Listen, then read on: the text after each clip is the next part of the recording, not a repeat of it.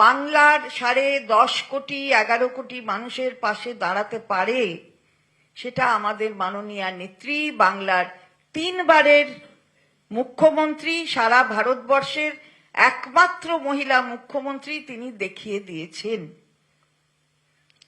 তিনি দেখিয়ে দিয়েছেন যে যারা বলে আত্মনির্ভর ভারত, তারা কতটা আত্মনির্ভর হয়েছে সেটা ভারতবর্ষের মানুষ দেখছে।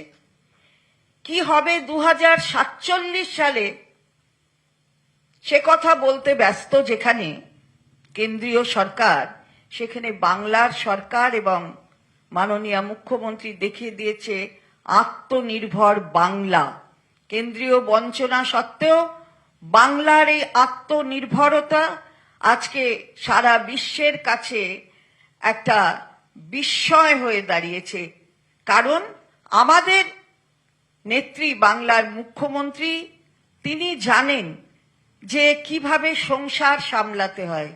যেরকম ভাবে মায়েরা, বোনেরা তারা সংসার পরিচালনা করে তাদের প্রতিদিনের জীবনযাত্রা পরিবারের সুগম করে, ঠিক তেমন ভাবেই আমাদের মাননীয় মুখ্যমন্ত্রী এই রাজ্যের অর্থনীতিটাকে চাঙ্গা রেখেছেন এবং মানুষের হাতে টাকা পৌঁছে দেবার ব্যবস্থা করেছেন।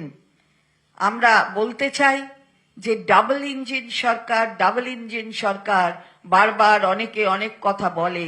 এখানে বাংলা মুখ্যমন্ত্রীর নেতৃত্বে দেখিয়ে দিয়েছে সিঙ্গল ইঞ্জিন সরকার কি করে। বাংলায় এই সিঙ্গল ইঞ্জিন সরকার আজকে আত্মনির্ভরতার পথ প্রসারিত করেছে এবং সেই সারা ভারতবর্ষের কাছে নজির সৃষ্টি করেছে। যেরকম কুণাল ঘোষ বললেন, এটা একটা ঐতিহাসিক বাজেট হয়েছে।